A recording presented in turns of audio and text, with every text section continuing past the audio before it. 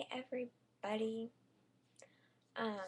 Today I am going to go into more detail on how to make a origami cherry blossom and also how you can wear it in your hair. Obviously not this big because this is like huge. Not this small either because this is really tiny, but you could do that if you want. But kind of in the middle. I'm not really going to make the perfect size for it because I'm just going to use this paper. So, you need a square piece of paper. I recommend getting something a little smaller than your average piece of origami paper. So, you're going to fold it in half like a triangle, which I've already done, but I'll fold it again just because it's not that straight. Open it up, flip it over, fold it again.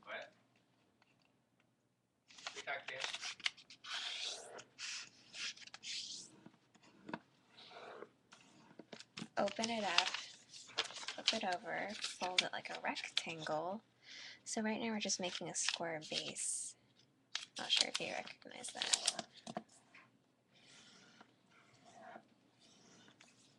Open it up, fold it the other way like a rectangle. I'm sorry if this is kind of sloppy, but I don't want to make this like a super duper long video. Like that. So now your paper should look somewhat like this. And this is going to be facing you. And see how this square right here is divided into two triangles? You're going to make this triangle right here touch this triangle. So you want it to like lay on top of it like that. And then you're going to take the other triangle right here and lay it on top of the other triangle. Then you have this thing on top, and you can just smush that down until it's flat like that. And now you have a square base.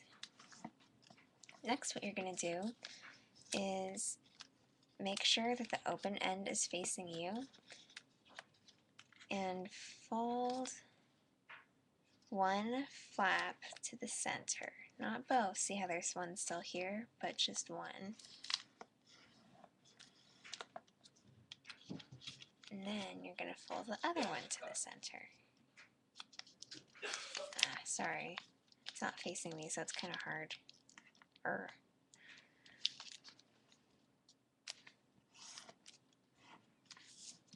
So now you have this.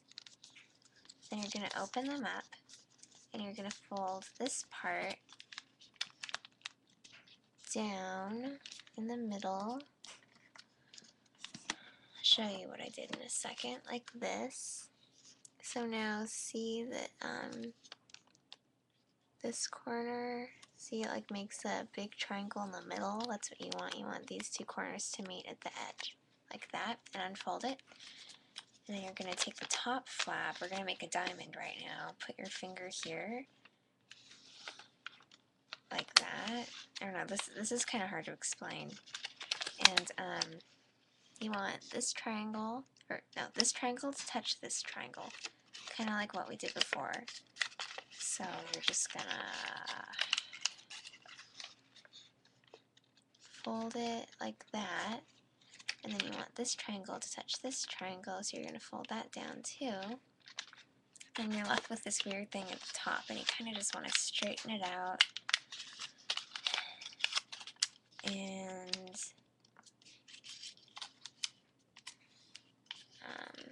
fold it down like this. It's okay if it's not perfect, but it would be nice if it's close to perfect as possible. So now you have this, and you're going to flip it over, and you're going to do the same exact thing. So fold it to the middle.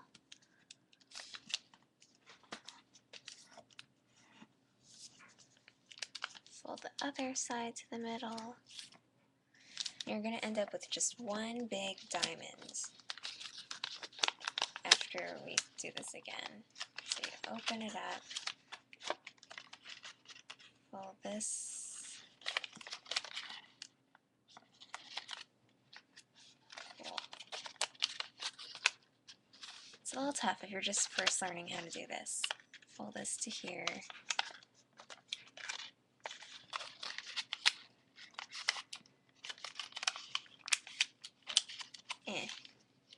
Paper is being stubborn today.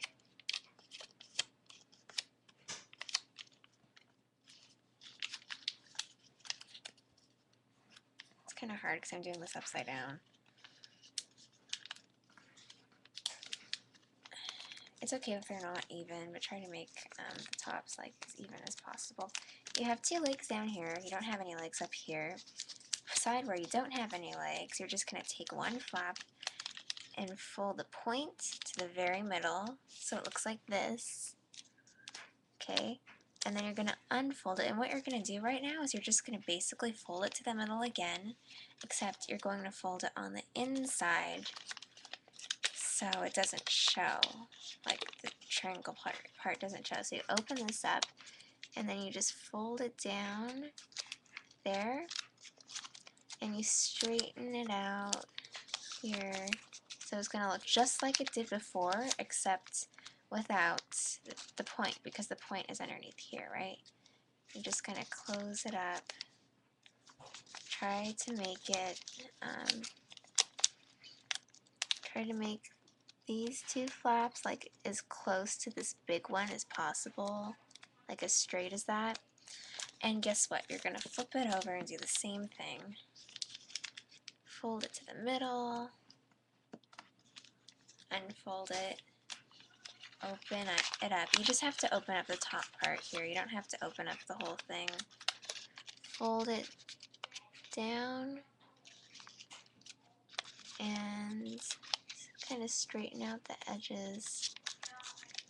So if you're still kind of having trouble with this part, you want this triangle. There's like a triangle here, and you want it to touch this triangle. So if you can see, this triangle is on top of there, like that. And then you do the same thing on the other side, so you're making like an even sharper, skinnier triangle here in the middle behind all this. See, so if you open it up here, you can see there is a skinnier triangle under there hiding. So you did this petal and this petal. Now you just have to do two more petals with the legs. So it's kind of hard to get to this. I was a little bit confused at first. But all you have to do is turn it sideways, open up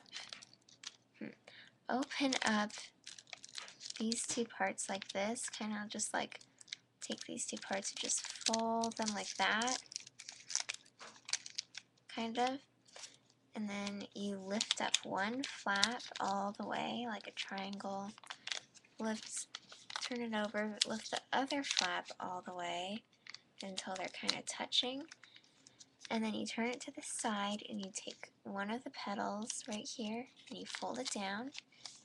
Oh, and you flatten it as best as you can. Turn it to the other side and fold it down and flatten it. So now you can easily make the rest of your petals. Fold it to the middle, open it up, fold this down.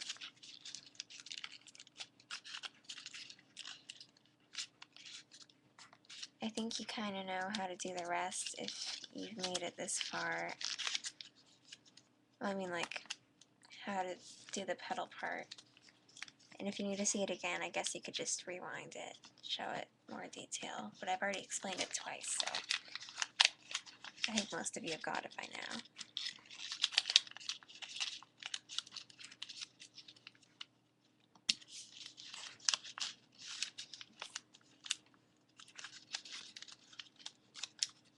This is one of my favorite flowers to make.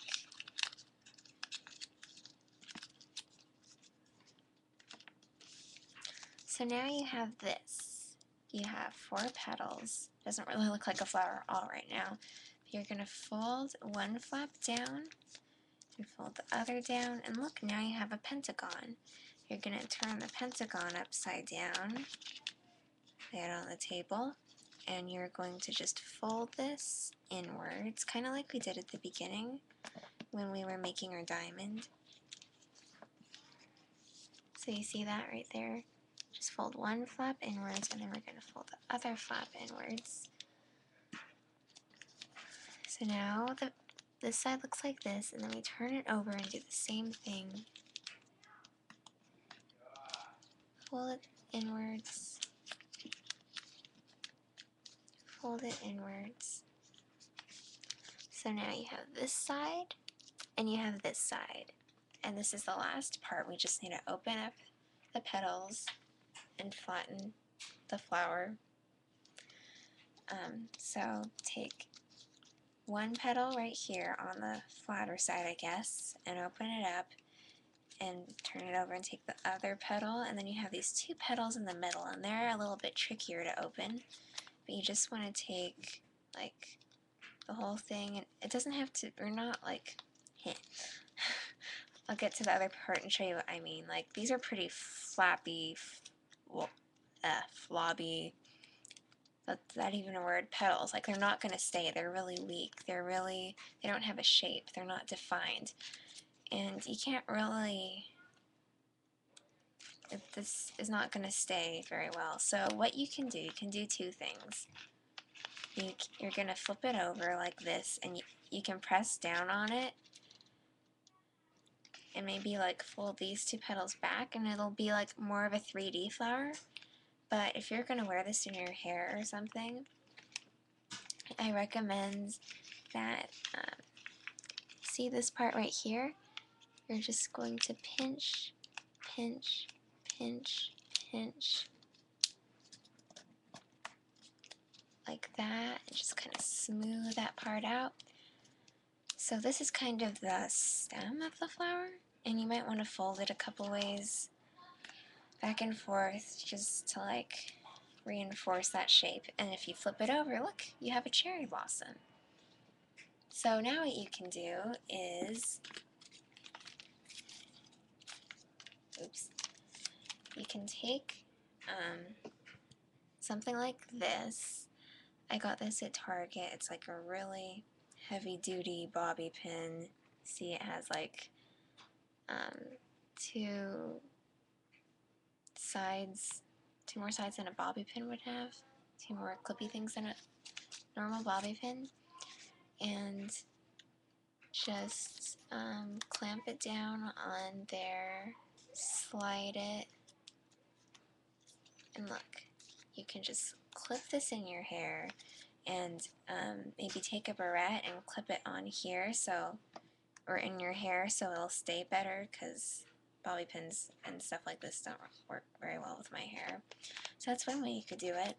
But before you do that, you could also make another cherry blossom, like a smaller one, like this orange one here, and you can tape it to this one. And see how like there's some orange here in this one, and there's also this one's orange, so it kind of matches a little bit. And what I like to do is make them go the opposite way, I guess. See, like this one, the flat part is there, so the flat part is there, so it kind of goes in the diagonal of the flower.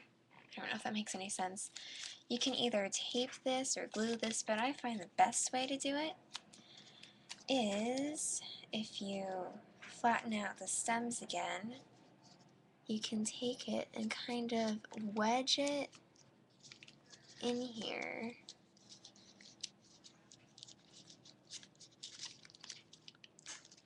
A little bit, like if you just open up the center a little bit, you can squish it in there, turn it around a little bit, and so it can just stay like that too. But if you want to be extra safe to make sure this part doesn't fall out, you can always tape it or glue it. And then you can put it in your hair like that. So yeah, this was an origami tutorial on how to make a Japanese cherry blossom. And if you put it